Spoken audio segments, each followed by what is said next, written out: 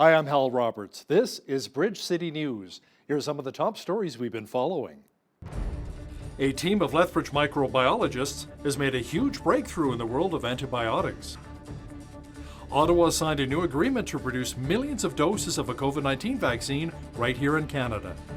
And more details are pouring in about a coup which took place in Myanmar, with the military taking control of the country. Your nation, your province, your southern Alberta. From the heart of Lethbridge, it's Bridge City News with Hal Roberts. Thanks so much for joining us. Ottawa is putting together a Made in Canada campaign when it comes to producing COVID-19 vaccines. The Trudeau government has signed a tentative agreement for NOVAVAX to produce millions of doses of its COVID-19 vaccine at a new facility in Montreal. But first, Health Canada must approve the use of the drug, and construction has to be completed on the National Research Council facility. The operation could be pumping out doses this fall, making Canada less reliant on shipments from Europe. The Alberta government announced today that so far just over 107,000 Albertans have received a COVID-19 vaccine. More than 17,000 have also received 2 doses. Officials say over the past 24 hours, 268 new cases of the virus have been identified. There are alerts or outbreaks in 305 schools with 726 total cases. Alberta's Chief Medical Officer of Health says there are 556 people in hospital with COVID-19, including 97 in the ICU. Sadly, 13 more Albertans have also died from the virus today. Dr. Dean Henshaw says the province is also actively monitoring for cases of the variants first identified in the UK and South Africa, along with other emerging strains. These variants are new, but the public health response is not. We actively conduct contact tracing to ensure that anyone at risk of exposure to these variants is isolated and tested. In cases involving variants, we are being extra cautious to reduce the chance of infection spreading widely into the community. Alberta Health Services has formed a dedicated variant contact tracing team with experienced investigators to ensure that a prompt and enhanced investigation happens each time a variant of concern is identified. As I mentioned yesterday, our lab has enhanced their capacity to be able to screen 300 samples a day for these variants and to run full genetic sequencing on 400 samples a week. Canada's Transport Minister says new restrictions on travel and flying will apply to people who have had COVID-19 vaccines. Under questioning from Calgary Conservative MP Michelle Rempel-Garner, Health Minister Patty Hajdu says the science is not clear on vaccines' effect on transmission of the novel coronavirus. The Liberals could have put in place a system of rapid testing at airports months ago, but refused this science-based approach. Canada is 2 million doses short of vaccines this week. Will those who are vaccinated be exempt from the Liberals' too late travel restrictions? The Honourable Minister. Mr. Speaker, I want to thank my colleague for her question. As I stated earlier, Canada today has one of the strictest rules in the world for discretionary travel. We have called a year ago on all Canadians to avoid non-essential travel. We've implemented new measures earlier in the year to make sure that all travelers are tested prior to boarding the plane, and now we're implementing new measures. There is no evidence, we still don't have information about the effect of vaccine on transmissibility. Therefore, all Canadians will be subjected to these measures. The issue of vaccination and travel is a live one. I met with my G7 counterparts last week to talk about standardization of travel, international travel. Of course, my colleague is correct. We know that vaccination saves lives. The science is still unclear yet about what effect it has on transmission. That science is evolving, and we will be sharing the understandings and knowledge of vaccination as it becomes clear with Canada and the world. Many Canadians believe that we may be going to the polls this spring in light of what's been happening with the pandemic and the Trudeau Liberals. Federal NDP leader Jagmeet Singh says his party does not want an election, but that it is ready for one after paying off its debt from the past 2 federal campaigns. We are in a great position now. We've paid off not just our 2019 campaign debt, but also the remaining 2015 debt that was left behind. We are paid off our debts, have money in the bank, and are ready to fight an election. I do want to be clear, though. This means that we are ready to fight an election, but we are not willing or we are not wanting to fight an election. We are willing if we need to, but we don't want to. What we think right now, the priority should be at this critical stage, all the emphasis should be on finding and procuring the vaccine and delivering that vaccine to all Canadians. That should be our priority right now. The mayor of a town in the Rocky Mountain foothills says council is asking Alberta Premier Jason Kenney to stop coal exploration in the region. High River wants all exploration work stopped immediately and no new permits issued until the UCP government consults with the public. It is sending a letter to Kenney saying coal exploration is already causing irreparable damage and is restricting public access to Crown lands that people previously enjoyed. High River is one of at least 6 municipalities to express concern about the government's plan to dramatically increase open-pit coal mining. The Alberta RCMP is reporting a decrease in motor vehicle theft during the COVID-19 pandemic. From March to December of 2020 compared to 2019, police say the urban detachment saw a 26% decrease in motor vehicle thefts, while the rural detachment saw a 21% drop in the theft of a motor vehicle. Now, despite the positive numbers, the RCMP say there is still room for improvement. From March to December of last year, there were over 7,100 vehicle thefts and 7,800 thefts from motor vehicles. Police offered up some tips to keep your vehicle safe. They say you should never leave your vehicle running with the keys inside, always park in a well-lit area, remove your garage door opener from your vehicle, remove all valuables, use a vehicle tracking system, lock your doors, and always be sure to lock your garage. A mobile mammography trailer will be stationed at the Brooks Health Centre from February 24th to the 28th, along with various dates in March. Alberta Health Services says women aged 50 to 74 are at the highest risk for breast cancer. The screening test program is to ensure more of these women are screened for breast cancer and detecting signs early. AHS stresses the importance of these tests even during a pandemic. Is important because it detects breast cancer at early stages, where it has not had the chance to grow and spread, and where the treatment options are much better. So of course, the earlier you find breast cancer, the better your outcomes will be. Even during these days of pandemic, we try to encourage women to continue their regular screening. It can be scary to be out and about during these times. So what we do say to women is a short delay in regular screening mammograms, particularly for those who come to screen tests, they don't have any symptoms. It's unlikely to cause serious harm to most women. You can book an appointment or learn more about the program by calling 1-800-667-0604. A well-known Saskatchewan woman who publicly battled cancer for 26 years has died. Dion Warner, who was 55, chose a medically assisted death. Warner was first diagnosed with breast cancer at the age of 30 and later developed brain, liver, bone, and lung cancers. She received multiple awards and accolades during her public battle with the disease. A best-selling book about her life called Never Leave Your Wingman was written about her and her husband, Graham. A team of microbiologists at Lethbridge College has made breakthroughs in what they call an antibiotics crisis. With infectious disease on the minds of so many people, some have become immune to the treatment. Since 2016, these researchers have been working on the development of new antibiotics by testing plants native to Alberta for antibiotic molecules. Because we are localized in Lethbridge, in southern Alberta, with these unique plants, we think that we can have access to these unique molecules and basically add this molecule to the other one that will be discovered in the other part of the world. I found a couple of candidates that are looking very promising. If we have one of the molecules that can be acting as a medicine, great. Lethbridge College will be very famous.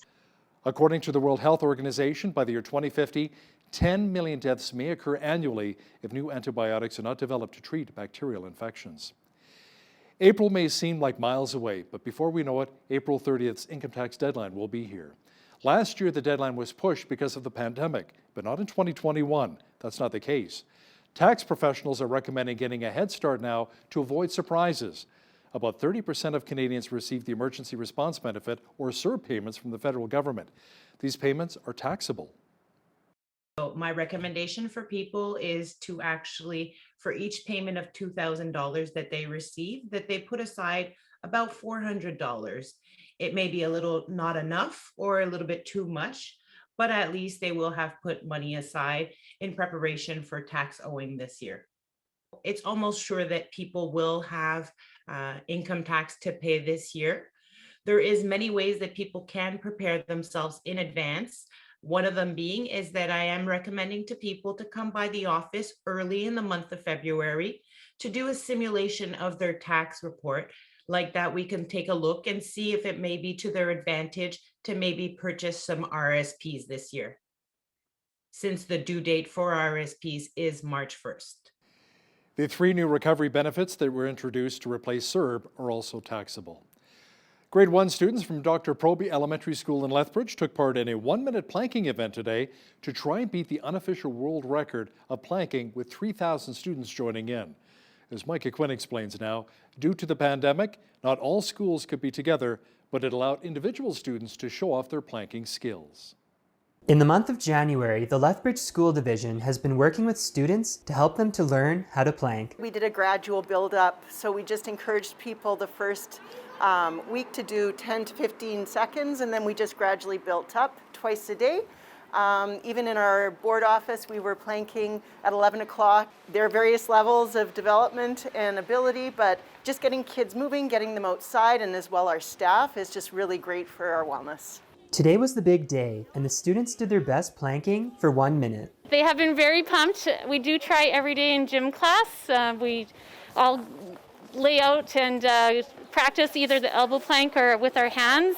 And a lot of them actually are at home and they're trying there as well. So they come back to school and say, oh, I was trying last night, or I beat my time. So that's really exciting. Proby says that keeping the students active and encouraging physical education is an important aspect of their daily school lives. I know a lot of their sports after school have stopped, and so we just try to encourage to get out and enjoy nature and the fresh air and move your body. So for students, this meant having fun and trying to break a world record. I like doing the planks, and it's very fun when we do it in the gym. For Bridge City News, I'm Micah Quinn. The Lethbridge Legion is encouraging students and youth to bring in Valentines for the veterans in our city. The personalized Valentine's cards will go directly to long-term care facilities where veterans will receive them from members of the Legion. The co-chair of public relations with the Lethbridge Legion, Glenn Miller, says the cards are very important, and to see the reactions from the veterans when they receive them is priceless. You bring out the youth of the veterans themselves. You know, personally, I've been doing this for a number of years, and handing it to a 90-plus year veteran lights up their smile, makes them feel young, makes them feel, more importantly, appreciated for all that they have done. Because really, all Canadians spend Valentine's in a way that they want to be appreciated. And that love, appreciation can be extended to the veterans who provided those freedoms, and that act of remembrance. Students and youth can bring their Valentine's cards into the Lethbridge Legion until February 9th at 4 p.m. They will then be distributed to our veterans. Broken relationships can be found everywhere, even a broken relationship with God. Doug Bender is with a group called I Am Second and author of I Found Love. He says he found unique ways people found their way back to Christ, including actor Stephen Baldwin, who was brought closer to God through a Brazilian nanny he hired. They hired a live-in nanny to kind of help around the house. And his wife is from Brazil, and so they hired somebody from Brazil. The lady came in and informed them relatively early on that she was not there primarily to take care of their house. And they were confused by this because that's what they hired her for. And she informed them that what she was really there for is to introduce them to Jesus, which just blew their mind that she would even say that. But it turned out to be exactly what happened. Mr. Bender will also have details of how a neo-Nazi turned his life around thanks to the efforts of a black woman. Jeanette Rocher will have that interview coming up later in our newscast. Manitoba Premier Brian Pallister says the chair of the Winnipeg Health Authority is stepping down following news that he traveled to Arizona in the midst of the COVID-19 pandemic. The Premier announced the resignation of Wayne McWhirter in a news release. He says provincial appointees who serve on agencies, boards, and commissions are now prohibited from traveling for leisure outside of permitted travel areas. Pallister said last week he was disappointed McWhirter disregarded advice from health officials that Manitobans avoid unnecessary travel. He noted, however, that McWhirter should be cut some slack since he worked mainly as a volunteer. COVID-19 vaccinations will soon be available to anyone who is over the age of 60 or First Nations when the next stage of Manitoba's vaccine rollout begins next month. Public health officials say First Nations people make up more than 70% of active COVID-19 cases in the province. Health Minister Heather Stephenson says equitable access to vaccines for Indigenous people not only reduces their risk, but also reduces the strain on hospitals.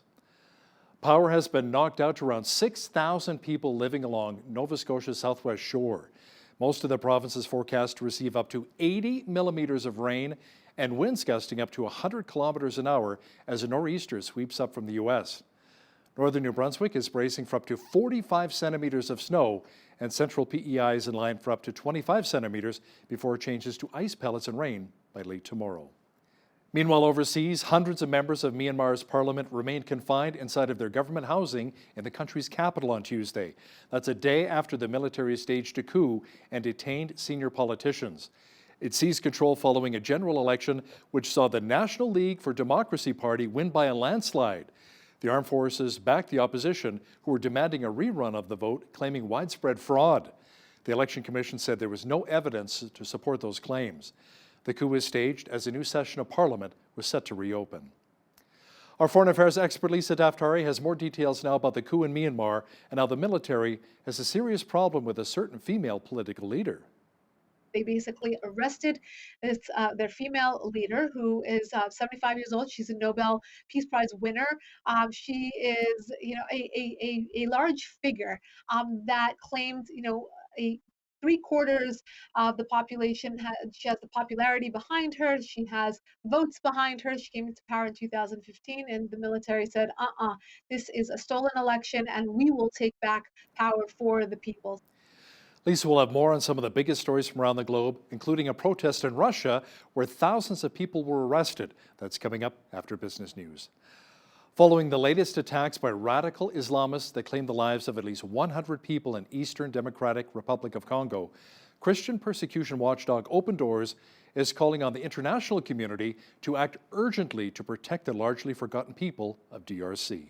The mass killings of civilians in Eastern Democratic Republic of Congo is a neglected tragedy, according to an analyst from the Christian persecution watchdog Open Doors. The latest attacks by Islamist group, the Alliance for Democratic Forces, have claimed the lives of at least 100 people since the year began. Christians, who make up 95% of the population, are being slaughtered daily by Islamic extremists, warns Open Doors' Ilya Jardi. This radical Islamist group is not different from the others. They have a clear ideology.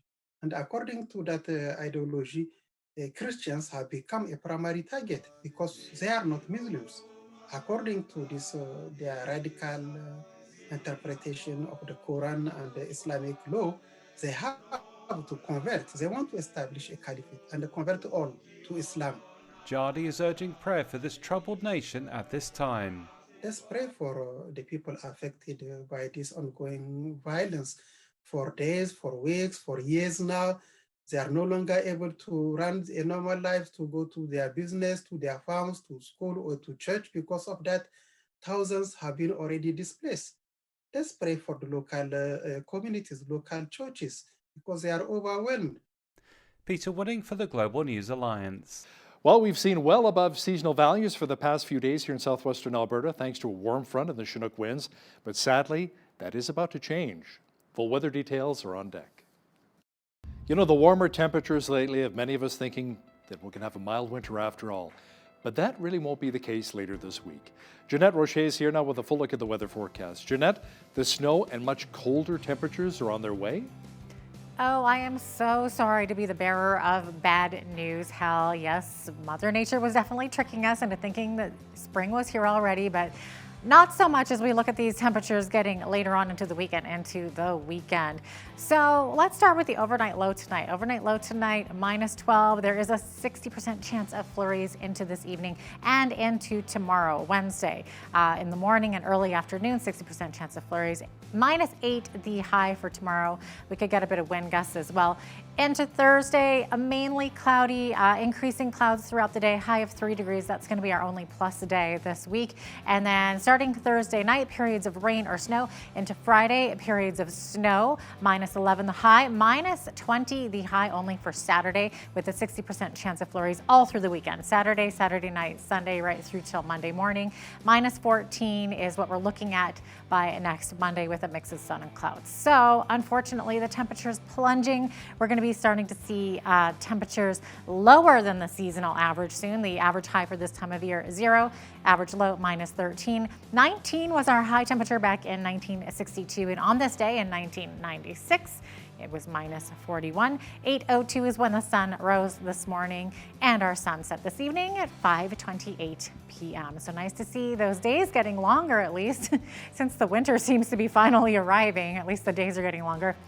Overnight, Vancouver and Victoria are going to be seeing some showers. Should be clearing up in both of those cities by tomorrow. 7 the high in Victoria, 5 the high in Vancouver. -13 is the expected high tomorrow in Edmonton with sunny skies. And quite a bit of snow happening tomorrow in Calgary. Beginning this evening, actually, they're going to get about 10 centimeters of the white stuff, and that's going to continue into tomorrow as well.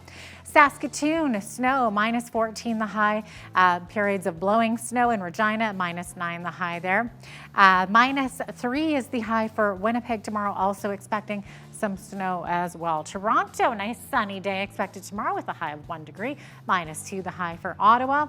Montreal, same thing. Both of these cities still experiencing snow from that low pressure system that came in from the eastern seaboard that really has been wreaking havoc on these cities here in Atlantic Canada over the past few days. Into tonight, significant rainfall in all 3 of these cities, Fredericton, Halifax, Charlottetown. That should be clearing up by early tomorrow. We're going to be seeing rain there tomorrow as well. But look at these plus temperatures, 5, 6, and 6s. 6 degrees is the high for St. John's. St. John's late to the game with that winter storm. They're going to be seeing significant rainfall throughout the day tomorrow and quite a bit of wind as well. So there you go. That is your forecast. Today's weather is brought to you by Runner's Soul, Lethbridge and Southern Alberta's sole specialty running and walking store.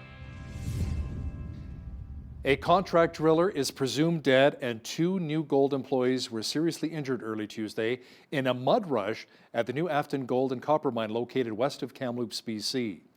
Toronto-based New Gold says the RCMP and provincial safety authorities are investigating the mishap. Operations have been suspended at the open pit and underground mine, which employs around 500 people. Imperial Oil is reporting a fourth quarter loss of $1.15 billion. For the same period a year earlier, the company had a profit of $271 million. The loss came as Imperial took a $1.17 billion non-cash charge related to unconventional natural gas assets in Alberta that it no longer plans to develop.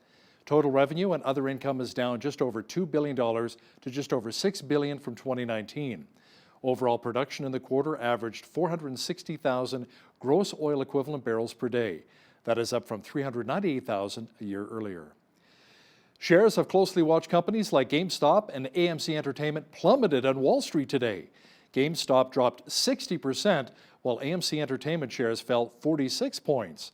Both companies have been brought into the spotlight for the past week as an online community of investors pushed the stocks to astronomical levels. Canadian regulators are vowing to act if they see abusive or manipulative trading.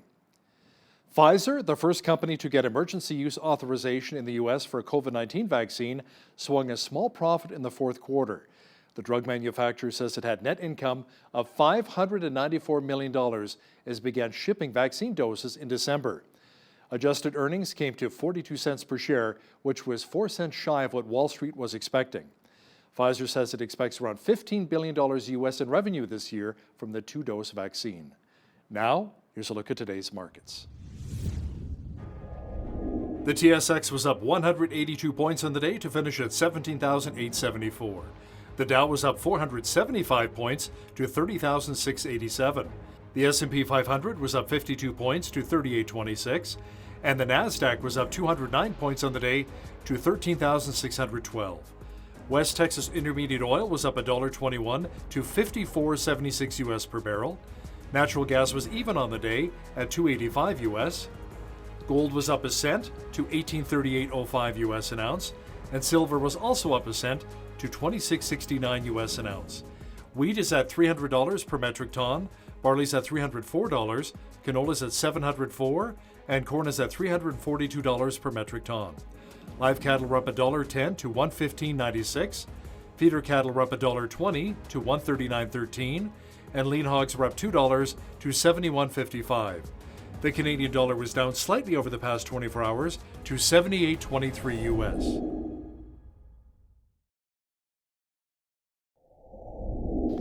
Recapping one of our top stories this hour, the Trudeau government has signed a tentative agreement for NOVAVAX to produce millions of doses of its COVID-19 vaccine at a new facility in Montreal. But first, Health Canada must approve the use of the drug, and construction has to be completed on the National Research Council facility. The operation could be pumping out doses this fall, making Canada less reliant on shipments from Europe. The military in Myanmar has launched a coup and taken over the government just as their parliament was set to resume. Our foreign affairs expert Lisa Daftari will have details for us in just a moment. If you look around you, it doesn't take very long to find a lot of broken relationships with spouses, partners, friends, coworkers, neighbors. Yet if you ask most people, they'll tell you that they long to find love. Today's guest has written a book on this topic. Doug Bender is the chief content writer for the organization I Am Second and the author of I Found Love. He joins us via Skype from Pittsburgh today. Doug, thank you so much for joining me. Thanks for having me. I'm excited to talk. Absolutely. So tell us a bit about your book, or first of all, your organization, I guess, I Am Second, and also give us a brief overview of what your book is about and who it's written for. I'm really excited to hear about this. Yeah, well, our organization, I Am Second, has been around for about 12 years now, telling the stories of people who put Jesus first in their life, and then all the things that change and grow from that moment. And one of the consistent things is relationships. It's amazing what happens when God comes into a person's life. And so this book, I Found Love, is really chronicling some of those stories of people, famous and otherwise, who have found the love of God. And from there, their relationships start to change. Their marriages, their relationship with kids, their friends. And we wrote this because there's a lot of people that are also looking for some changes, some growth in their relationships. So we're excited to bring these stories to people. Okay, what motivated you to write this book? Yeah, I think what's interesting is we all have relationships, all sorts of relationships. We have family, and we have romance, and we have friendships. And because of that, we all have a stake in love. We all are looking for something related to love. And I think one of the things pretty much all of us have realized is no matter what relationship we're looking at, it's not quite where we're hoping it would be. We're always seeing things, I wish we could grow in this relationship. And what we wanted to communicate is God is a big part of that. And when God comes into our life, he really does impact those relationships. And so I think that's what really motivates us to put these stories together is we all have relationships and they can all be improved. Mm-hmm. Well, what's really interesting is you share a lot of stories about different people's lives, and some of them are famous people. Have you actually met all of these people, and do you know them? Yeah, so this has definitely been a team effort. The I'm Second team, collectively, we have all met them and interacted with them. I get to meet with some of them, others get to meet with others. But I will say we have interacted with all of them, from Mike Fisher and Carrie Underwood to the Mayans from Tyler Perry fame, many others, Sean Lowe from The Bachelor, and in interacting with them, I will tell you they are as genuine and as real as the rest of us. They just seem to, more of their life is on Twitter, so to speak, but they're really interesting people. Yeah, exactly. Now, you just mentioned Carrie Underwood. So this book includes the story of former NHL star Mike Fisher and his wife, singer Carrie Underwood, who I love. She had, now, you mentioned in the book that she had several miscarriages. So can you share a bit about how this impacted their lives? Because this is included in your book. Yeah, so their story is really fascinating in that in a lot of ways, their story is one of, man, everything just goes perfect for them, right? Mike always wants to be a hockey player, and he gets to be one for many, many years. Kara Underwood wants to sing, and you know what? She gets to do it. But they both kind of faced this point in their life where they were challenged, and that came when they had a number of miscarriages. And so for them, it was fascinating watching them kind of work through that and realizing that though God certainly has blessed them a lot, He also has them go through some challenging moments. And I found it to be a very humanizing story. You see these perfect people, right? We kind of view them as perfect sometimes, but you know what? They have struggles like the rest of us, and I think that's really important to realize that God has us all to go through a certain number of challenges. Yeah. Now, did Mike and Carrie share with you any details on how this changed their relationship or their faith? Yeah, I think the biggest thing they came away with, and this is something we talk about in detail in the book, is the fact that their view of God, I think, best I can say is it changed and it morphed into something where they realized that God isn't just, let's say, He's not just Santa Claus. You say, hey, these are the things I want, God. Can you give them to me? And because sometimes He says yes, and sometimes He says, you know what, I have a better but also more difficult path for you. And I think that realization was, it really changes the relationship with them and God, because no longer God is no longer this wish list. He is a someone you interact with in the good and the bad, and I think that's important for all of us in life. Absolutely. Your book also mentions Hollywood actor Stephen Baldwin. What can you tell us about his story? I understand that he turned to God after 9/11, but there's a bit more to this story, right? Yeah, see, 9/11 was certainly a big event for him in kind of reassessing what is life really about. But it started a lot earlier than that. Him and his wife, when they had their first kid, they hired a live-in nanny to kind of help around the house. And his wife is from Brazil, and so they hired somebody from Brazil. The lady came in and informed them relatively early on that she was not there primarily to take care of their house. And they were confused by this because that's what they hired her for. And she informed them that what she was really there for is to introduce them to Jesus, which just blew their mind that she would even say that. But it turned out to be exactly what happened. And that though they were dumbfounded at first, by the end, they were truly, and they still are, uh, believers and followers of Jesus. That's pretty brazen of her to just come out and say that. That was exactly their reaction. What do we do with this lady? She Right. just told us this. But that's I think the fascinating thing is that God has this tendency to use really ordinary people, like a live-in nanny, to make big impacts. And I think I find it really encouraging that God likes to use those kind of people, because I think most days we all feel kind of um, small and insignificant sometimes, and it's nice to think that God has big plans for us. Now, I don't know which one of your authors interviewed Mr. Baldwin, but does he have any regrets about being fully committed to God now and therefore possibly losing some Hollywood roles? Yeah, he has. It's been quite a few years now, and he really isn't. I have found him to be consistently, and perhaps even growingly excited about Jesus. While it does change perhaps his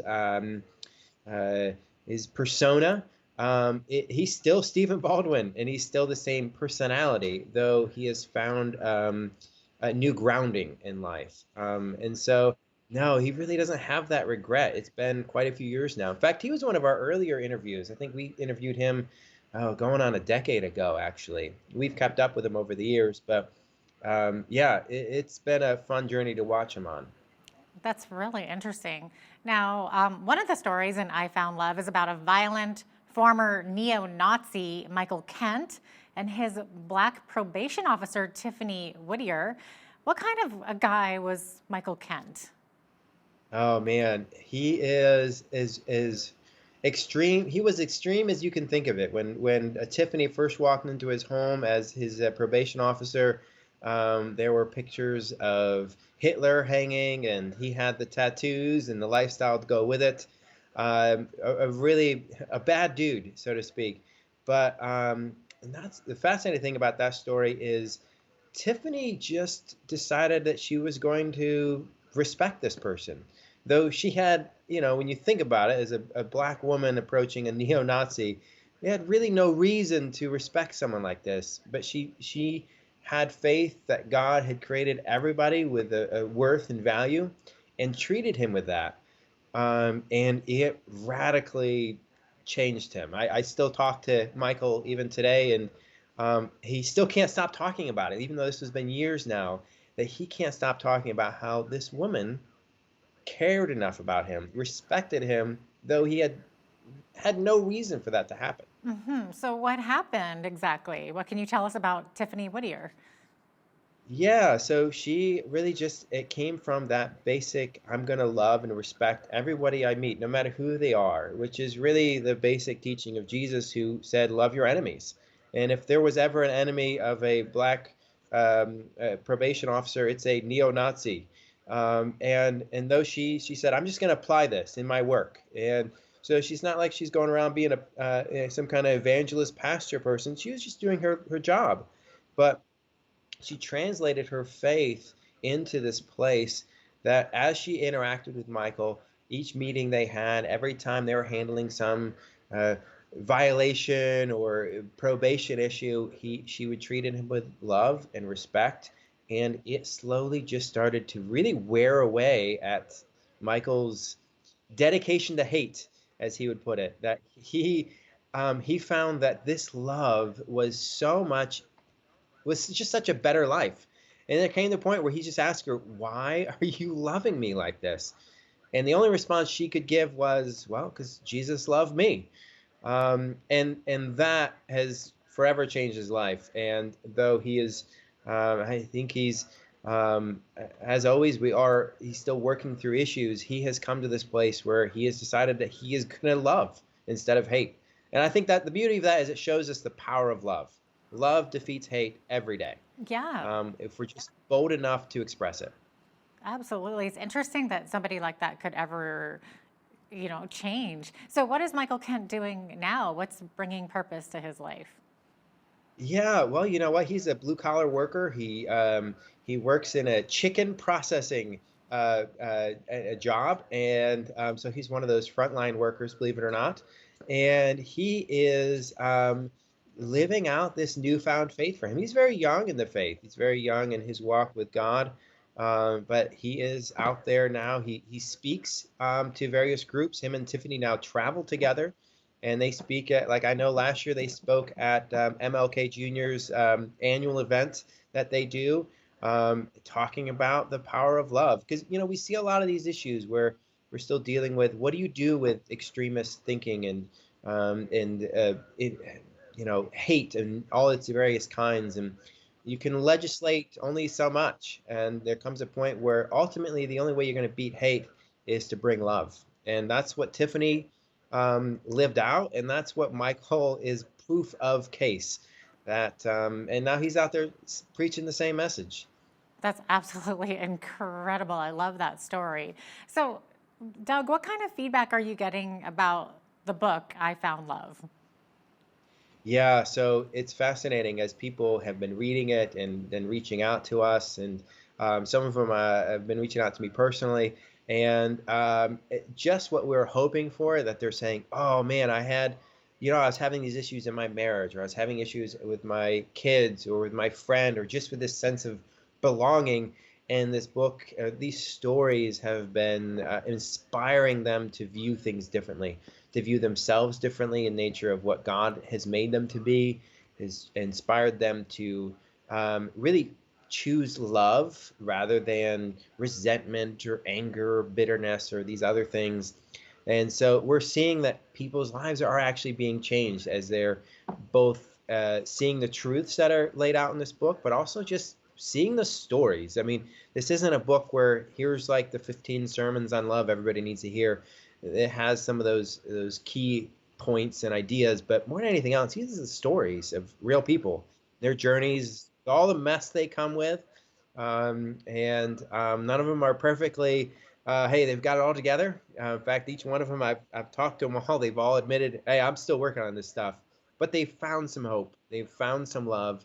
And it all started when they first found the love of God. And that's where a lot of that change and a lot of that growth began to come in.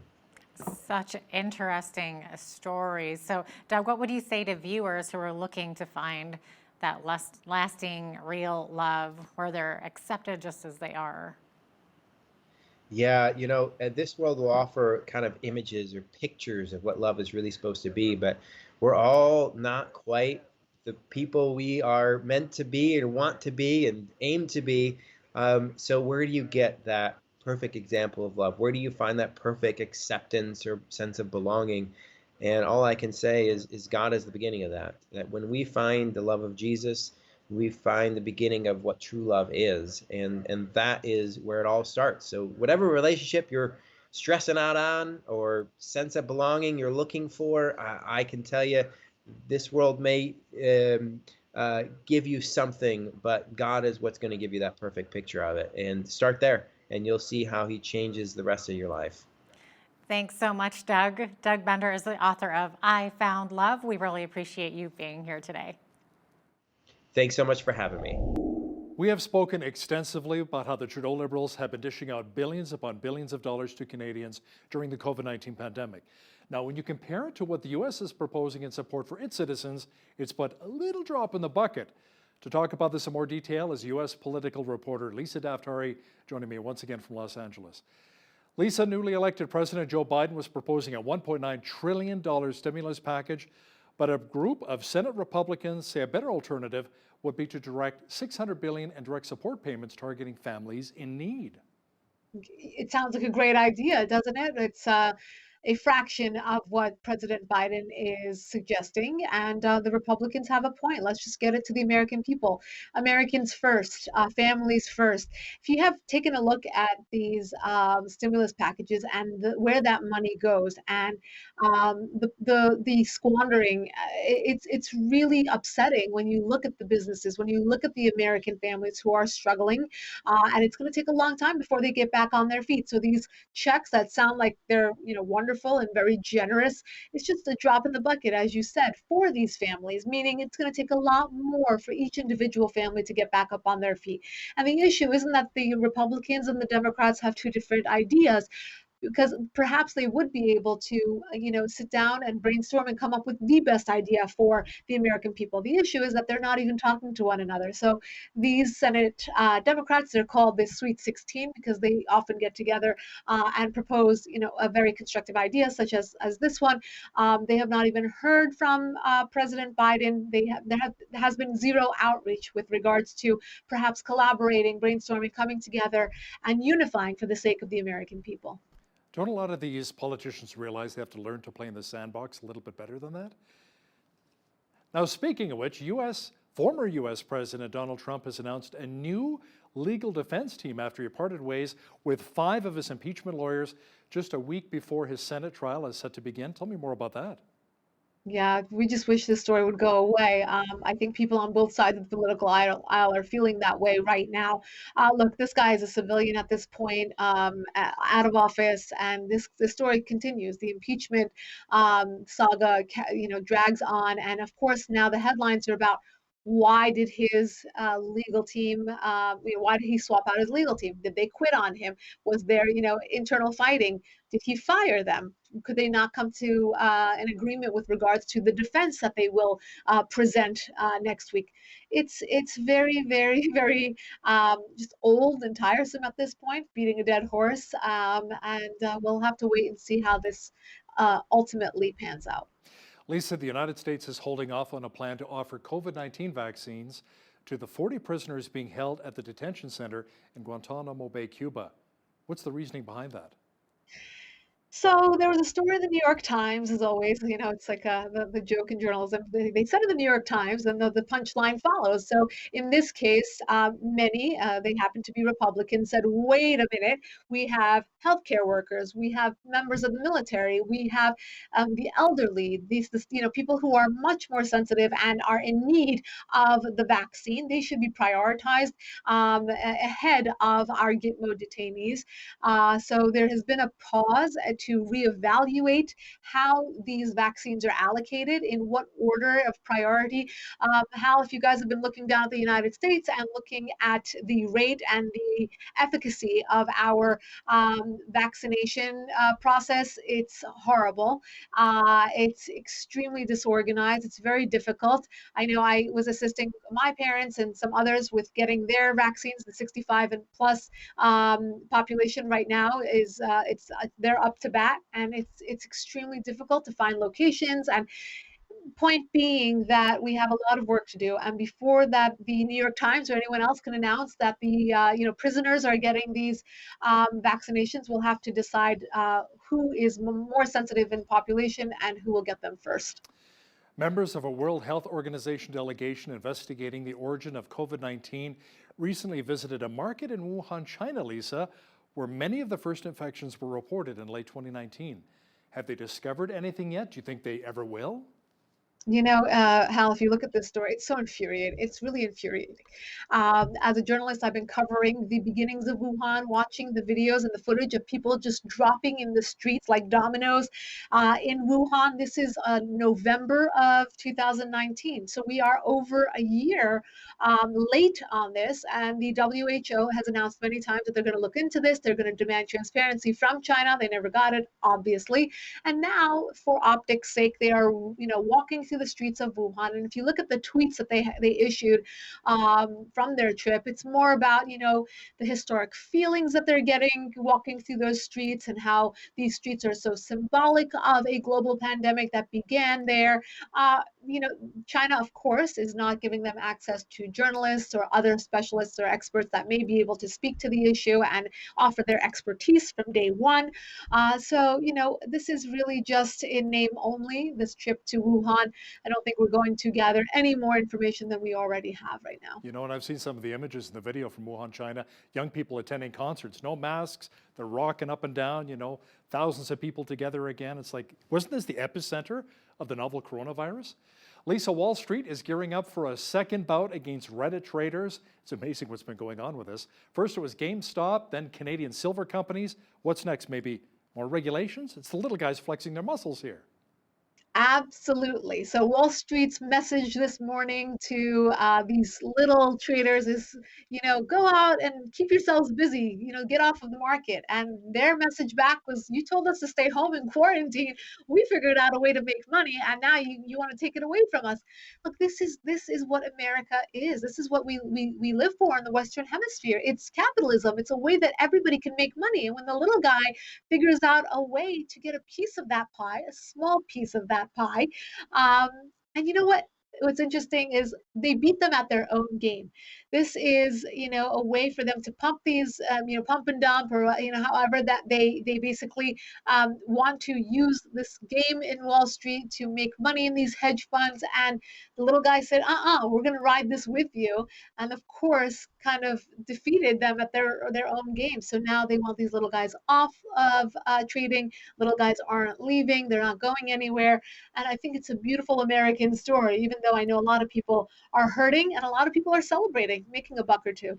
Yeah, one of my coworkers' friends in one day made $50,000. Pretty incredible. The military in Myanmar staged a coup. Burma's leader and other officials have been arrested, according to a party spokesperson.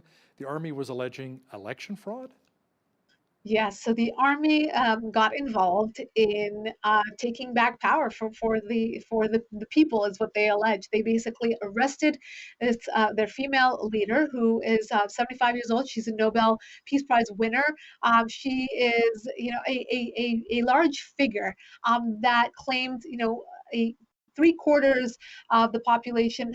She has the popularity behind her. She has votes behind her. She came into power in 2015, and the military said, this is a stolen election, and we will take back power for the people. So it's a crazy story. Things are moving very, very quickly over there. But in the meantime, those who are in power are currently detained, and the military marches on.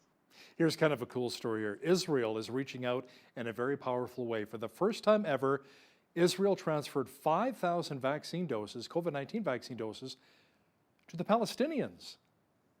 Yes, and thank you, Hal, for covering this story. Not too many journalists are covering this story, and for that reason, there has been a lot of misinformation on this. Previously, we reported at the Foreign Desk that the Israelis had reached out to the Palestinians, offering them vaccines. That offer was basically ignored, refused. I mean, there was some sort of it wasn't a warm welcome for the vaccinations. Israel, in the meantime, has been vaccinating its population at a record speed. They are in a league of their own. That has been the game plan. It's a country the size of the state of New Jersey, able to maximize its efforts. Bibi Netanyahu bought the Pfizer vaccines ahead of time so that he could vaccinate his population at that speed, closing the borders, closing the airports, and getting to work. And for that reason, they want the Palestinian workers, especially who come into Israel, to also be vaccinated. And now they will be given 5,000 vaccines. This is documented. They do not have any obligation to vaccinate the Palestinian people. This is a misnomer. People, get this wrong, and they add it to the list of, human rights abuses by the big bad Israeli Zionist government. But again, let's get our facts straight. They are offering these vaccines. I hope that the Palestinian people do accept it. These are the human stories that they can come together and they can see eye to eye on health, on the future, and on getting people vaccinated in the Middle East. Let's talk about the recent pro-Navalny protests taking place across Russia. Lisa, more than 5,100 people have been detained, including 80 journalists which have been arrested. Yes, Putin has this, reputation for saying that there's no opposition in Russia, that everyone's behind him, and the reason for that is because he arrests them all. He gets rid of them. He gets rid of them in any fashion, so brutally, through poisoning them or through murdering them, assassinating them, or rounding them up like he did in this case. So these protesters are obviously extremely fed up with Putin, with his power grab, with the ability to take a person like Navalny and say, there will be no opposition, there will be no voice of opposition against the government. And obviously, Navalny had survived the poisoning attack and came back to Russia and was detained right away. And people are coming out onto the streets and saying, enough is enough. Let's bring things a little closer to home for just a moment here. Talk about the government restrictions and the lockdowns in your region and our region as well. As of February 8th here in Alberta, the government of the province announced that restaurants can open up a little bit more, bars and cafes as well, to have 6 people at a table. Gyms can open partially, so you can have one-on-one with your trainer as long as the trainer wears a mask. You don't have to as you're working out. What about in your region? We just this past weekend in California are able to have outdoor dining once again. As you know, how this area has been devastated by the pandemic. Many restaurants not able to open back up, but nail salons, hair salons, and restaurants will be opening up. They were the ones that were closed. Gyms are still closed, and again, we have many restrictions for the restaurants. It's small tables. Tables have to be from the same family. And this is interesting. TVs cannot be turned on in any eating establishment. I think this is perhaps leading up to the Super Bowl for next weekend. They do not want people congregating, which leads us to say, will people be congregating at home because they cannot congregate at these sports bars? Will this lead to another surge? the numbers aren't coming down that quickly here in Southern California. So, people are, again, more skeptical about the timing of all of this. Why did we even have to close down for such a long period of time? And now that we're opening up, the numbers aren't really warranting us to open up again. But bottom line is we're extremely happy for those businesses that might be able to pick themselves up and really recuperate somewhat. And we hope that people stay safe and they still practice all the measures that are necessary in order to really flatten the curve this time. Yeah, we have to support a lot of these small business owners. Before I let you go, let's talk Super Bowl. You brought it up. Brady and the Bucks taking on Mahomes and the Chiefs. Who are you picking to win?